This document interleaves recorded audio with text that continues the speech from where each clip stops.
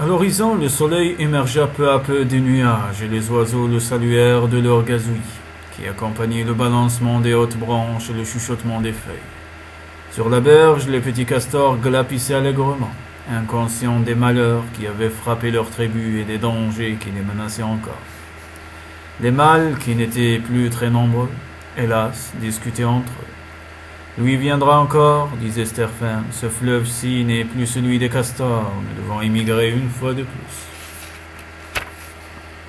Il faudrait traverser Ner et atteindre un autre fleuve, proposa un ancien. Mais où coule un autre fleuve? Nous n'en savons rien, il s'agit de le trouver. Pourquoi ne pas continuer à descendre celui-ci? Après Dangle-la-Montagne, il y a 100 villages, répondit Criff l'a vu. Nous ne pouvons pas reprendre la fuite, dit un autre. Hier, 13 petits ont été engloutis par les eaux. Ils ne supportent pas une telle fatigue. Nous les verrons mourir les uns après les autres. Que conseilles-tu alors? Restons quelques jours ici. Mais lui peut surgir d'un moment à l'autre. Hélas. Eh bien, coûte que coûte, il faut partir, déclara Sterfern. Le jour suivant, ils s'engagèrent dans la forêt et ce fut la marche forcée. En avant, dans Ner, la forêt profonde est pleine de périls. En avant, même alors que la fatigue faisait s'affaisser les plus faibles. En avant toujours, en avant. Chaque jour, un petit succombait, épuisé. Le soir, on s'arrêtait pour le repos sous un grand arbre et l'on jouissait d'une heure de détente. Mais à la nuit noire, Servug, le lynx approchait, léger, sa courte queue entre ses pattes, ses oreilles mobiles garnies de touffets de poils. Il bondissait sur un jeune castor, le saisissait à la gorge et l'emportait. À l'aube, ce qui restait de la tribu naguère, si prospère, poursuivait son exode avec l'ardent espoir d'atteindre un nouveau fleuve où trouver le réconfort et la sécurité. Il fallait aller de l'avant, encore de l'avant.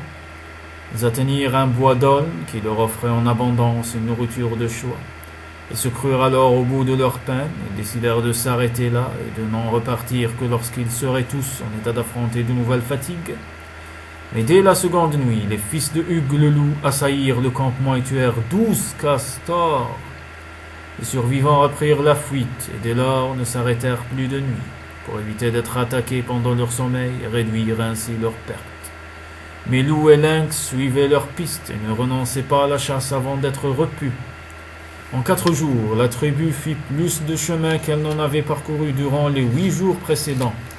Hélas, plus elle allait vite, plus ses rangs s'éclaircissaient, plus les assaillants s'acharnaient sur les traînards. Les femelles commencèrent à tomber aux côtés de leurs petits. Touline, comme bien d'autres, avait perdu tous les siens. S'arrêter eût été mortel pour tous. Nul ne souhaitait retourner en arrière. Le nouveau fleuve était le mirage, l'espoir tenace, plus fort que la faim, la soif, la fatigue et la mort. Un seul mot d'ordre, sans cesse répété, parcourait la pauvre colonne. En avant, en avant. Hélas, un jour vint où les castors entendirent de nouveaux coups de feu déchirer le silence de la forêt. Il s'ensuivit d'abord une trêve, les bêtes carnassières abandonnèrent prudemment la piste des castors, mais lui les y remplaça. Alors la panique augmenta chez les pauvres fuyards. Plus vite, toujours plus vite, ordonnait Sterfern. L'homme approchait chaque jour davantage. Dans un effort désespéré, la maigre colonne franchissait tous les obstacles. Des ravins les plus profonds, aux fourrés les plus épais, l'homme la serrant de plus en plus près. Enfin des cris de joie retentirent. « Elka, l'eau, Elka est proche !» Alors ce fut une course éperdue, un élan suprême pour atteindre enfin le fleuve qui serpentait là-bas, souriant et paisible. « Elka, Elka !» Mais un bâton tonnant, un fusil se fit entendre et d'autres tout proches foudroyèrent. Des groupes entiers de castors, ceux qui purent échapper au massacre, atteignirent l'eau. Quelques-uns d'entre eux plongeaient lorsqu'une fusillade nouvelle partit de la rive, dirigée sur ceux qui débouchaient de la forêt. Tous ne furent pas atteints, mais bien peu rallièrent le petit groupe qui descendit le fleuve dans un effort désespéré.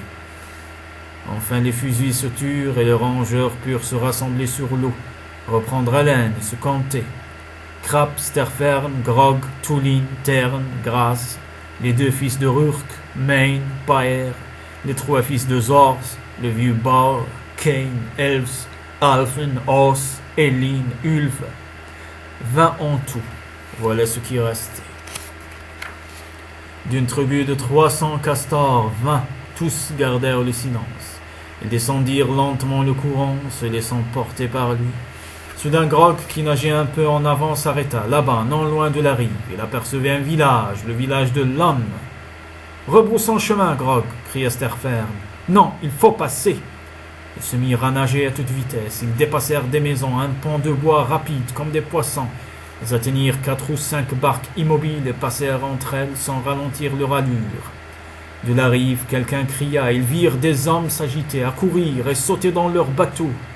Grog alors s'approcha de Sturfern. « Emmène-les, Ster, fuis avec eux.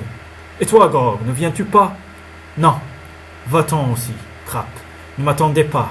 Et si vous voulez vivre, ne construisez plus de village. L'homme le voit et finit toujours par l'assaillir. Imitez Chikout, la taupe. Creusez le sol, construisez vos cabanes sous les roches. Que chaque famille vive isolément. Sinon les castors disparaîtront jusqu'au dernier. Laisse-moi rester avec toi, Grog, supplia Crap. Je suis vieux, que m'importe désormais le danger de mort. Non, sauve-toi et sauve la tribu. Fais-la vivre et prospérer. Souviens-toi de moi, Crap. Adieu, Grog. Je ne t'oublierai pas tant que je vivrai. Adieu. Grog s'arrêta au milieu du fleuve.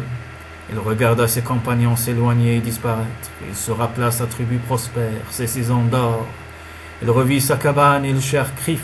Son cœur se serra, tandis qu'un peu d'eau amère roulait de ses yeux vers sa bouche.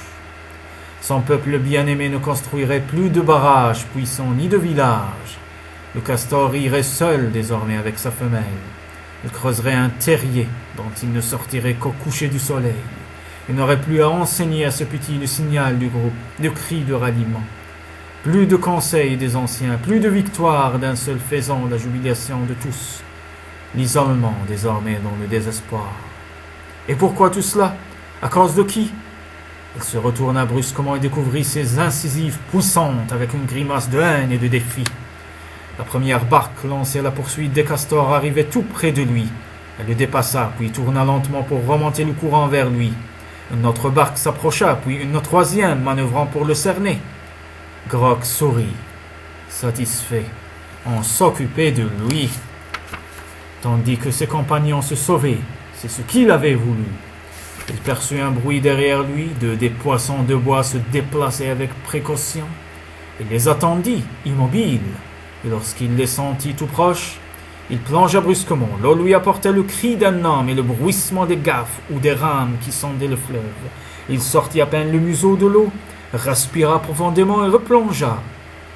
Au-dessus de lui, l'un des poissons de bois passait lentement, présentant son ventre. Il s'y accrocha et l'attaqua avec ses dents.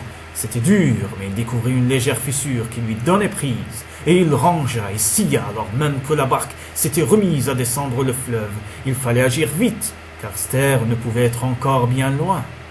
Enfin le bois céda, et Elka, légère et gargouillante, envahit le bateau par un trou que Grog put très vite agrandir et où l'eau alors se précipita joyeusement. La barque commença de s'enfoncer, alors le castor suffocant regagna la surface du fleuve, respira un bon coup et se mit à nager de toute sa vitesse. Il pouvait maintenant tenter de rejoindre Sturfern. Les hommes criaient. Il tourna la tête et vit plusieurs d'entre eux barboter dans l'eau tandis que coulait la barque. Grog était content. Il avait vengé les siens. Mais un bâton tonnant se fit entendre. Le castor sentit une piqûre à son épaule et une chaude ondée l'envahit. Il comprit et s'abandonna au fleuve qui poursuivait son tranquille voyage. Il ébaucha un salut vers la rive pour Gil, l'homme qu'il avait nourri durant tant d'années.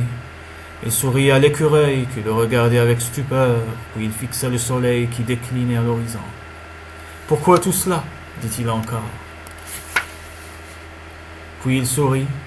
Il comprenait. Les castors allaient peut-être changer la règle de leur vie. Ils ne construiraient plus le barrage ni la cabane. Il n'y aurait peut-être plus de conseils des anciens, ni d'appel du groupe. Mais fût-ce au fond d'un abri souterrain, ils pourraient toujours dire et enseigner à leurs petits. Quelque chose d'essentiel n'est pas changé, ne doit pas changer. Quelque chose pourquoi il fait bon vivre, pourquoi il peut être beau de mourir. Nous sommes un peuple libre.